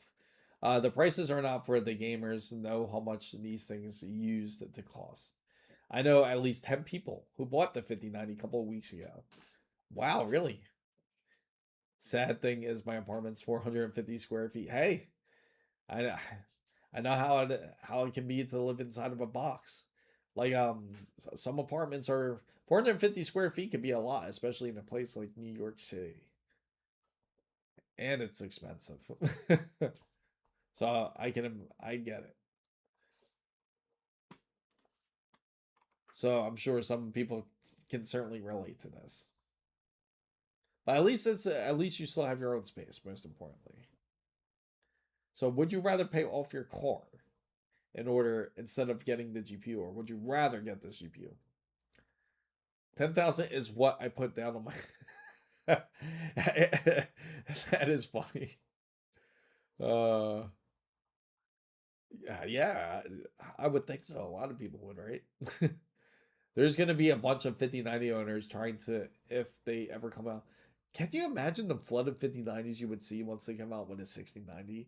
There would be a 5090s like you could not imagine. And there's no way the resale value will hold on a 5090. Not as well as this, nowhere near as the price of a 6090, especially 10,000. I buy a 5070 Ti and buy a truck. That's a smarter move there. That makes more sense. Maybe that can go for a nice Ford Lariat, right? The thing is, it's going for the stores are closed by, so the credit union. Yeah. Okay, I gotcha. That makes sense. Hey, I think most people would want to pay off their loan instead. Let's see if they. Let's go down real quick because I'm curious if they have the pricing here, or if it's moved. I have to go to the ASUS store in order to see it. Let's go to the shop. And now let's try to find it. We will try to find it. Let's see. Oh, nice. I love how their website's working. Figures it's working like that as soon as I try to get some components here. Let's go NVIDIA. There we go. We're gonna go highest priced because it's obviously a highly priced card here. And they don't have it listed. So they only have the one that's pretty much the AIO. In 10 years, the 5090 will have the legacy of the 1080 Ti. Yeah, that is true. That that value is gonna plummet terribly too, because it's gonna be a mass. There's gonna be like there's gonna be so many 5090s that you're gonna see up in the market.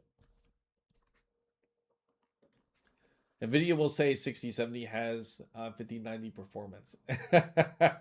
That is true. That would happen. My 5090 are the Aorus Master, Astro Asus, and the Asus Tough Gaming. Nice, nice. Hey, it's a nice collection. I think the resale value of 5090 will surprise you. They are able to make $70 a month doing things we can. Oh, okay, okay. That I do gotta talk to you about. That I definitely will talk to you about. I bought my 5080 like 5 or 6 months ago, and I've already saved. That's crazy, right? I remember we spoke about this, guys. Like some of the people that's been part of this wonderful group, this wonderful chat for a while. Especially when we hit the whole 10,000 subscriber mark, and we all went to Micro Center to buy GPUs.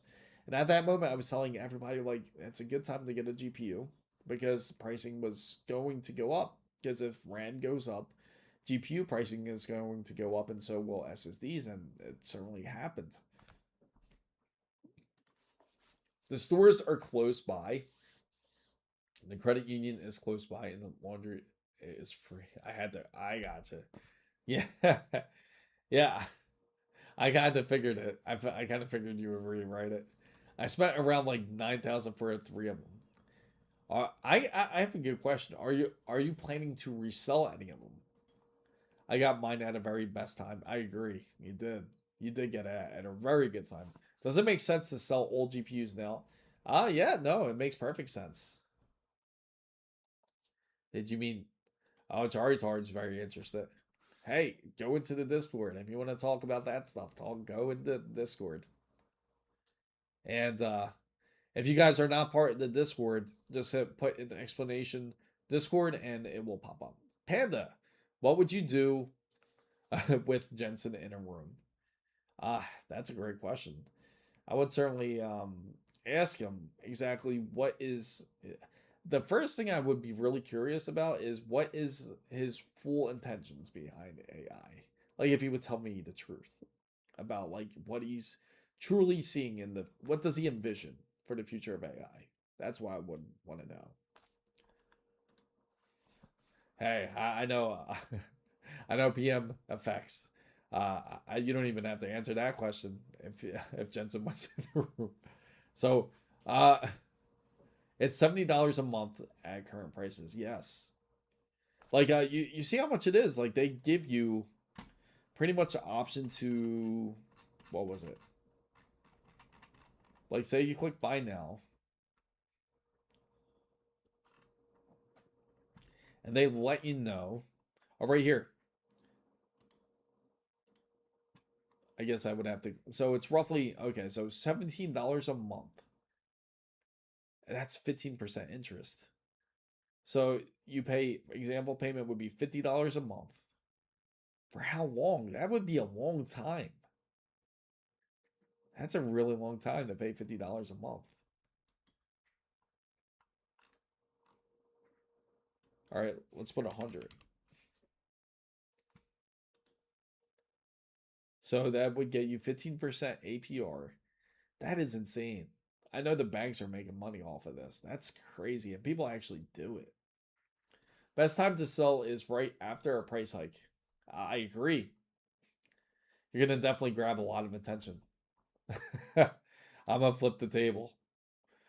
I'm going to wait until the prices go up even more. The Ors Master rose up almost 2,000, and the Astro rose up almost 2,000, and the Zeus Tough Gaming is like almost at 5. Yeah, it is. It's at roughly, I think it's at 4,400. Let me see. Let's go back. Because we have their website open right here for us. So right now their BTF edition is 4,900. Then they have the white edition again, 4,900. We're gonna go down to the tough 4,400. I'm just waiting on my RDNA 5 and Zen 6. My 7700 XT is serving me just fine. That's the right way to look at it. As long as if it's doing great, that's all that matters here. As long as if it's doing well.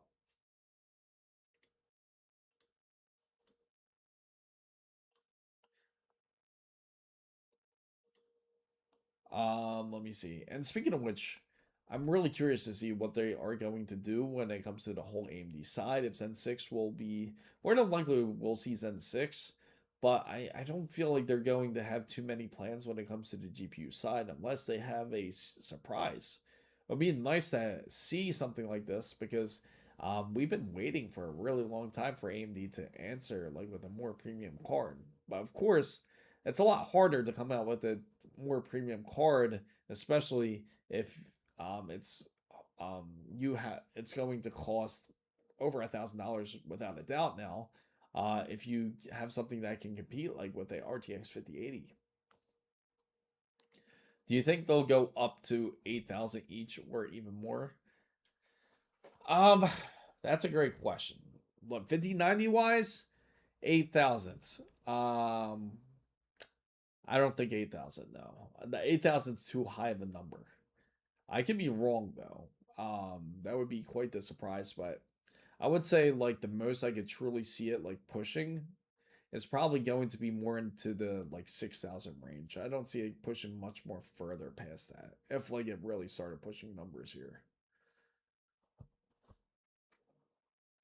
By the way, if there's Kingdom Heart fans in here, someone made ADMC. Oh, that's pretty dope. I would love it.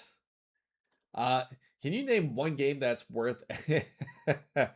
Yes, please. Everyone, definitely answer Tony's question here. I would love to know. Is there any game you would be willing to spend $5,000 on? Any game? Is there any game that you guys would certainly? So I'm gonna definitely highlight Tony's here. Is there any type of game that you feel that's worth $5,000, guys? Is there anything that you would be willing to spend $5,000 in order for you to game? Old school RuneScape. And it's funny because I'm you know what I've been playing on a 5090. Y'all. I've been playing this old ass game too, which is a New Vegas. Star Wars Battlefront 3. Oh, there you go. What do you guys think? Would you spend $5,000 to play Star Wars Battlefront 3? What do you guys think? Out of curiosity. Where'd my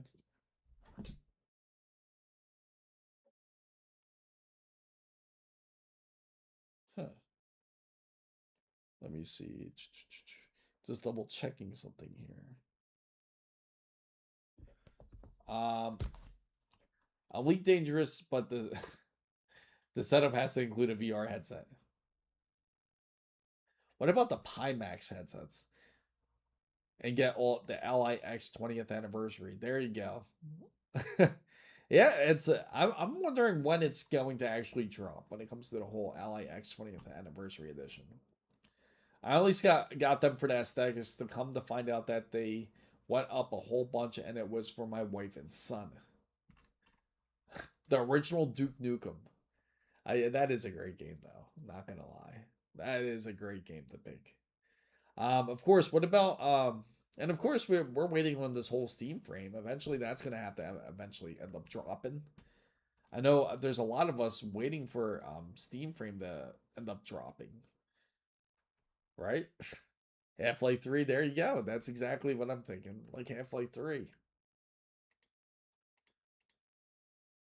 And I know there's some guys out there who would be willing to get Steam Frame if it came with Half-Life 3. Just out of curiosity, if it has the features for Half-Life 3.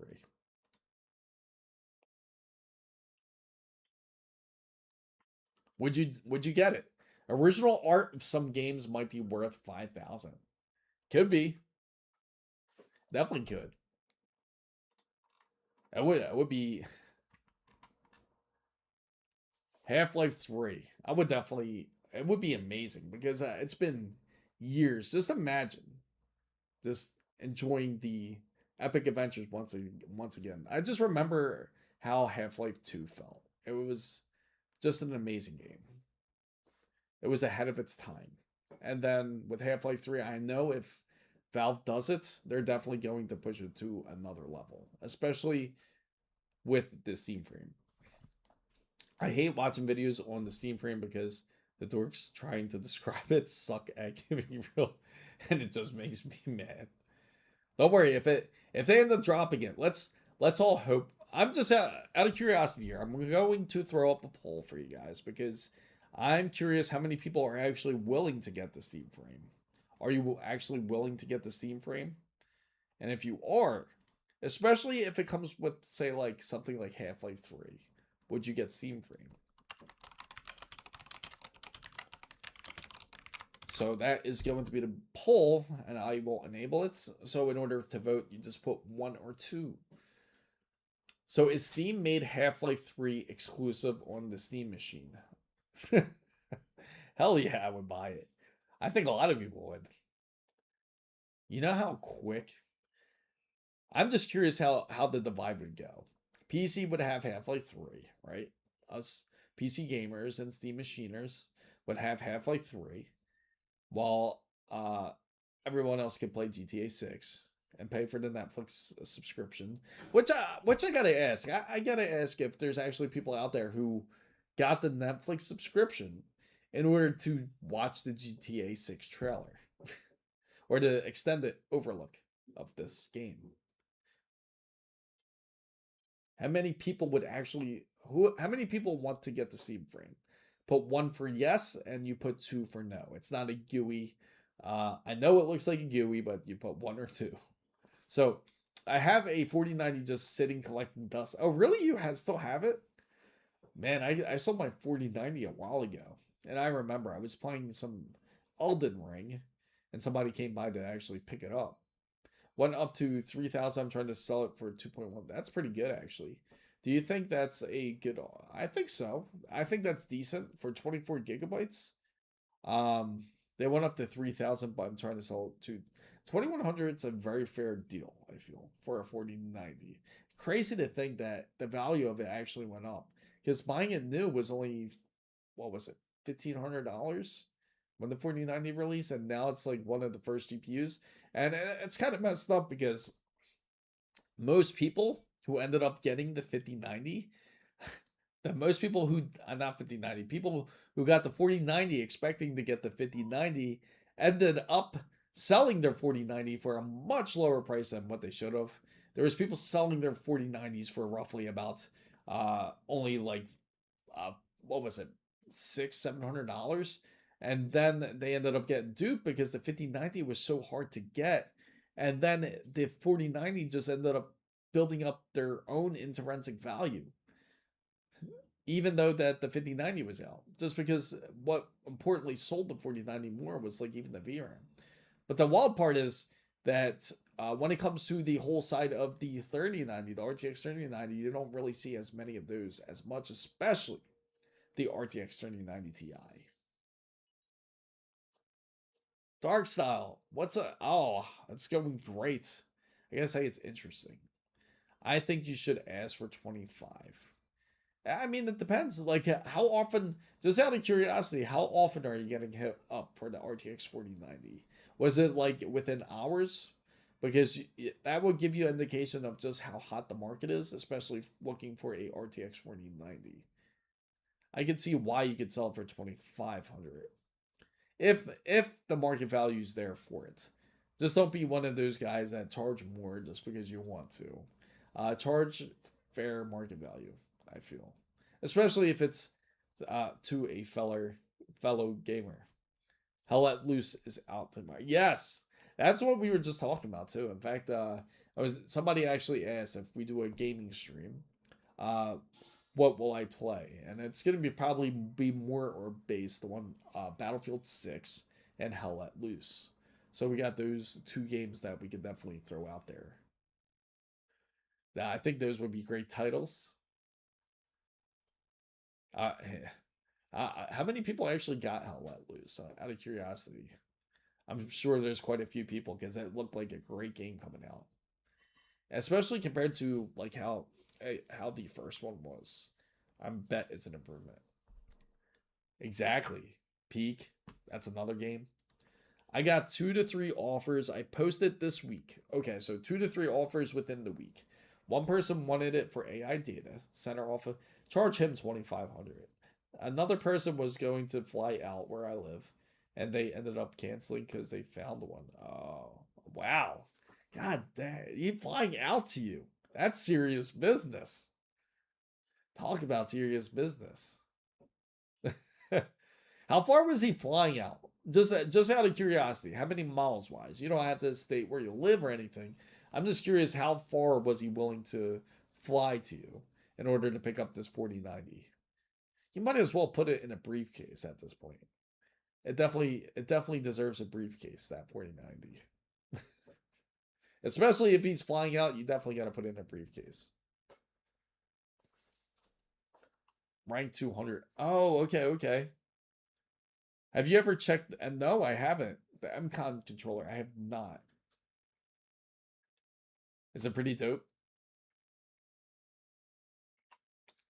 So if anybody's curious about the whole NVIDIA pricing, it's already pretty much up, like roughly about 25%. AMD has pushed up the pricing, unfortunately. They also went up quite a bit. Uh, I feel like it's honestly a little bit more than 10% for AMD. I would say it's a bit more closer to like about roughly about like 15% more for their cards, but still, the value is much still leans towards the whole AMD side. Um, it if you're looking for something that is closer to like a RX 5070 Ti, even the RTX 5070 Ti or the RTX 5080, the RX 9070 XT would be a great choice for you guys. Looking for something that's valued more closer to like a 5070. Um, they have the Founders Edition, not Founders Edition. I'm mixing up NVIDIA now. They also have a DRE Edition, which you can purchase for $500 straight. And that's off of Newegg. I actually have that posted up onto the X account, and I also have posted on the newest YouTube video as well if you are looking for it. So I don't know for sure, but he did say he had travel plans to fly out to where I live on the weekend. That's where the condo ended. I'm currently wait. Oh, okay. Condo ended. Oh, okay. That makes sense. So if he had travel plans already, then that makes sense. Good soup, chicken breast, garlic fresh, and 1 pound of frozen carrots with 1.5 cups of macaroni. Nice. That sounds nice. One day you definitely got to cook for the whole fan band. That would be nice. You have some delicious dishes out there.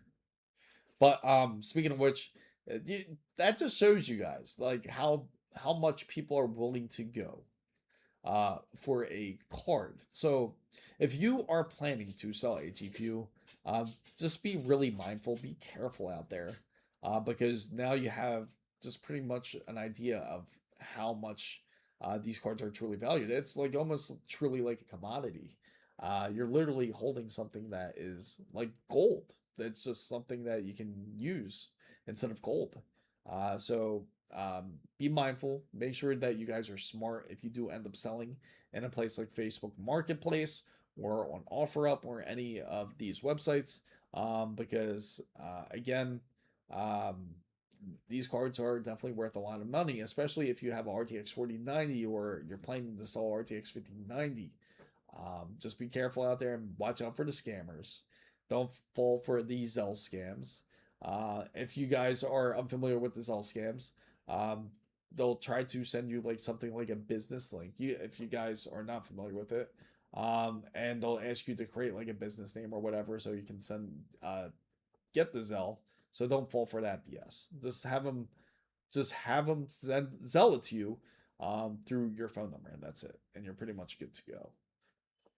So I do want the stream frame, but right now I'm keeping the money. Oh, okay, that's cool. That makes sense.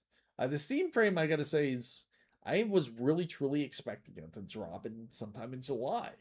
Now in August, I'm kind of sketched out. Like, man, it's almost like they want it to release during the whole Snapdragon price raises in September, especially with this whole Qualcomm debacle that's going on with the price raising. It's just like bad timing.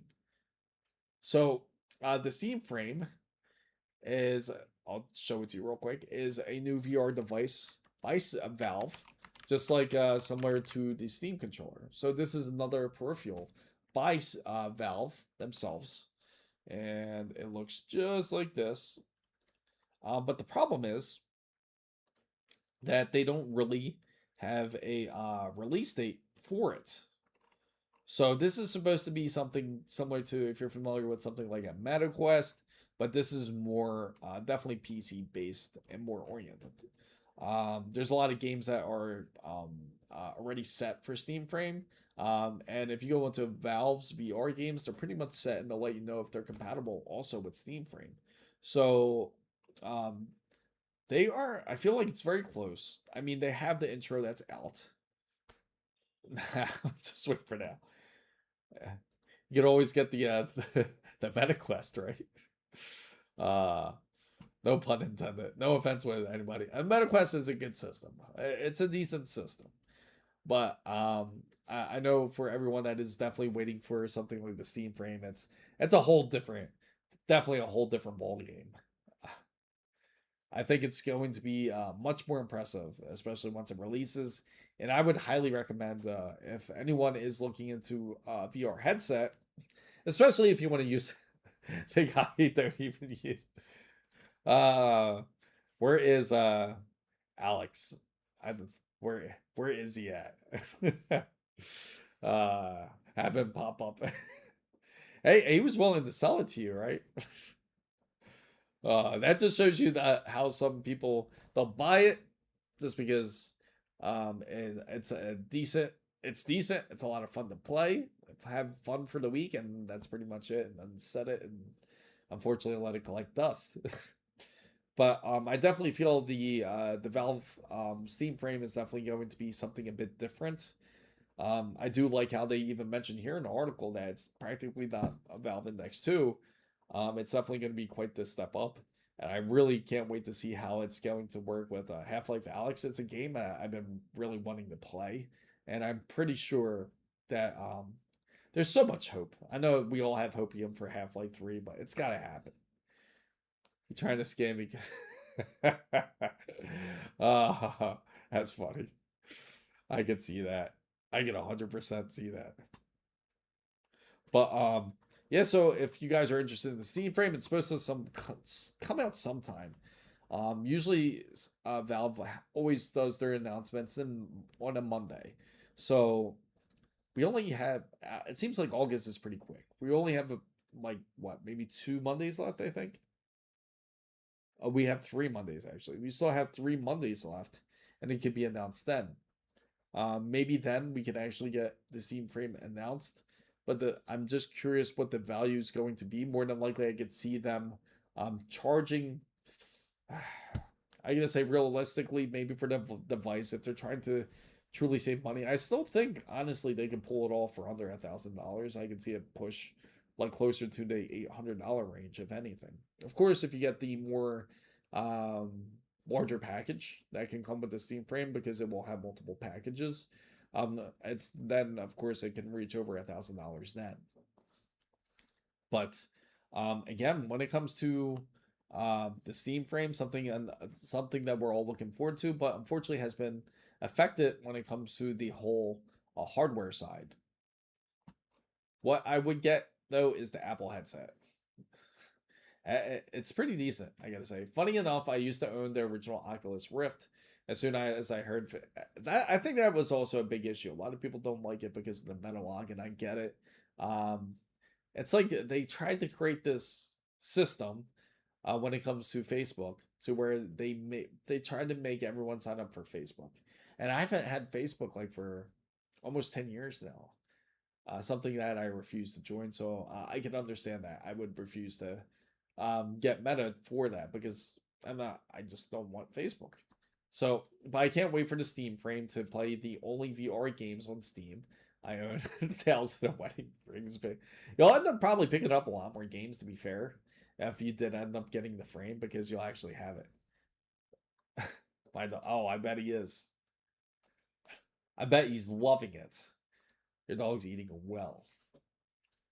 So if anyone's curious about, again, when it comes to the pricing, it's very expensive when it comes to GPUs.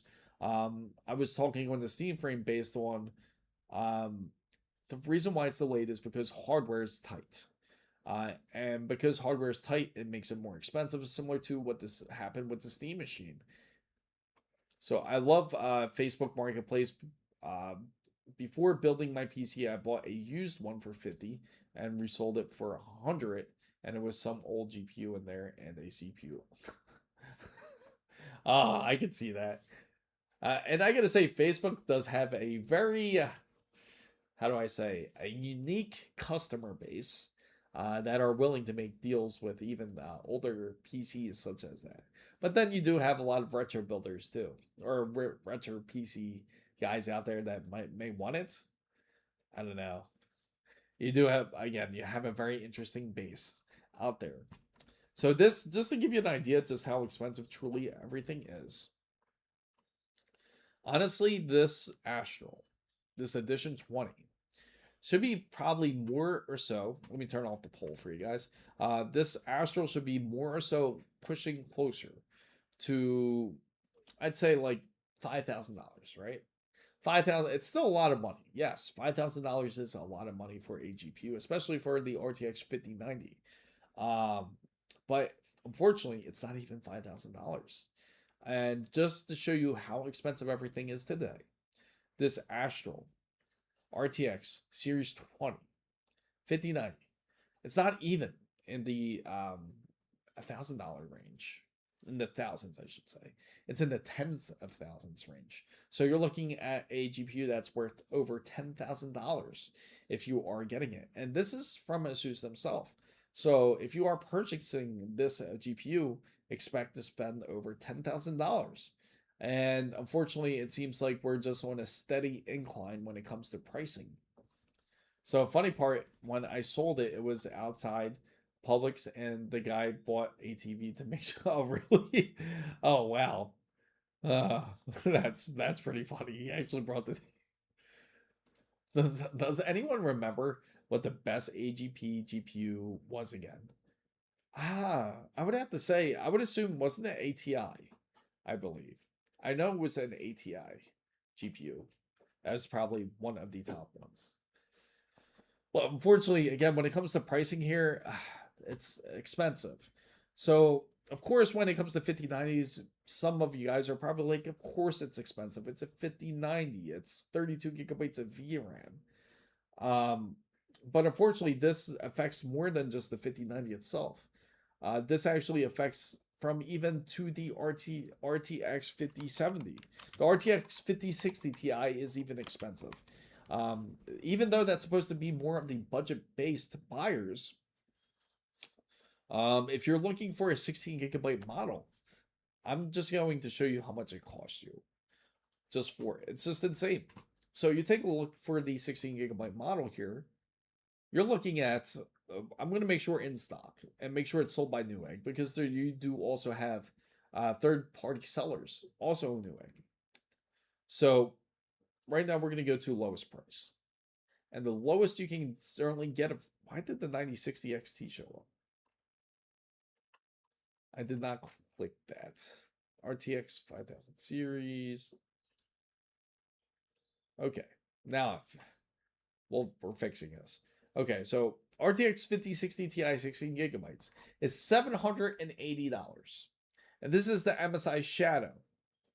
In fact, um, one of the guys in here bought pretty much his RTX 5070 Ti for nearly the same price for the 5060 Ti. That's how expensive everything is. Everything's pretty much doubled in pricing. The MSI Ventus RTX 5060 Ti is $800, and it just constantly gets worse as you go further down the list. You could spend $850 on an RTX 5060 Ti, and you can even the eGPU here is $900. That's a RTX 5060 Ti. And then, yeah, the most expensive card I see here is going to be the eGPU for obvious reasons. And just to let you know, if anyone has a Steam machine and you're curious about eGPUs, they at first, you know how they said they weren't supported, but of course, remember it is still technically a PC. So if you plug in a eGPU, yes, it can work inside of something like a Steam machine. So if you manage to get or AMD, say RX 9070 XT, and put it into an eGPU, it can work. So I need to buy another 8 TB Seagate Iron Wolf. One of my drives failed, and I replaced it now with one of my spares. Now out of spares. That sucks. Especially now because of how volatile when it comes to storage pricing. It's expensive, even when it comes to hard drives. Unfortunately, the pricing is not adjusting, not to at least to the consumer's favor or for the gamer's favor. We're gonna have to eventually, even into Q3, it may even get worse. I know there's probably quite a few people saying pretty much like the whole insanity plea, saying wait till Black Friday. Maybe we'll see more better pricing when it comes to the GPUs. But if you guys have been around long enough, especially for those who has been into the PC building game, as of last year, pretty much said the same thing. Wait for RAM; it's going to drop it back to normal pricings of November 2025, and we all saw what happened. It never went on discount. Instead, it just got more expensive. So in my defense, that drive failed on me. It was 8 TB. I sucked. Oh man. Hey, hard drives have also as much of a chance as failing as anything else, especially because it's a mechanical drive. But they can run decently, and those were like the only things that you had to truly stay away from magnets. That was the big fear when it came to magnets. But of course now, honestly, it doesn't matter. Your air filters when it comes to your PC are magnetic.